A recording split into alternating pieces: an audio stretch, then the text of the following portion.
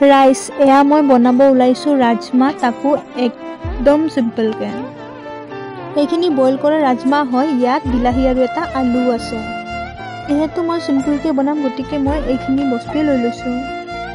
গৰম কৰা কেৰাহী এখনত অলপমান তেল দি ইয়াত মই গোটা মছলাখিনি ফ্ৰাই কৰি ল'লোঁ। তাৰ পাছত মই ইয়াতে পিঁয়াজ আৰু কেঁচা জলকীয়াখিনিও দি দিলোঁ।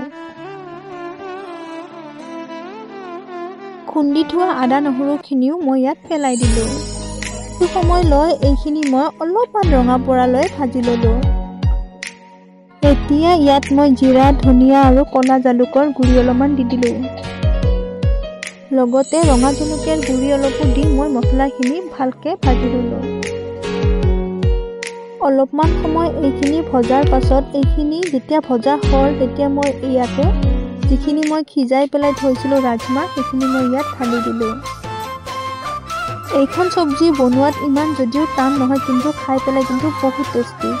এয়া চাওক, এইখিনি যিহেতু সিজাই থৈছোঁ ইয়াত ইমান সিজাব নালাগে, তথাপিও মই অলপমান সময় ঢাকন দি পেলাই থৈ দিছোঁ যাতে ভালকৈ সিজে। অলপমান সময় সিজাৰ পাছত চাওক মই ইয়াতে অলপমান ঘি দিছোঁ। তাৰপাছত অলপমান উতলিবলৈ দি লাষ্টত মই ইয়াতে ধনিয়া পাত কাটি দিছোঁ। তাৰপিছত মোৰ এইখিনি প্ৰায় হৈয়ে গ'ল। খাবলৈ কিন্তু বহুত সোৱাদ আছিলে।